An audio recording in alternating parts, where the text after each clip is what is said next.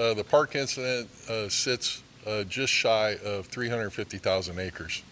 That's a significant growth pattern that we've seen on this incident, impacting both Butte County and Tehama County, endangering the Shasta County, Plumas County, and potentially Lassen County.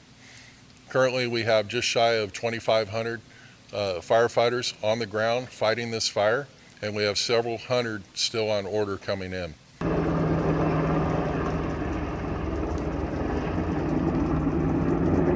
Understand we've had numerous evacuations and numerous residents out of their homes, and we're doing the best we can to safely get them back as soon as possible once the danger is eliminated.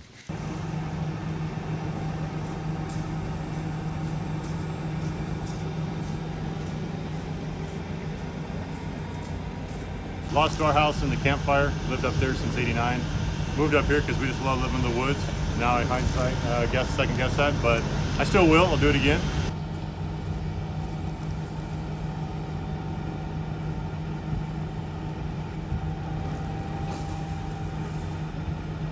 I'm pretty confident talking to this crew here.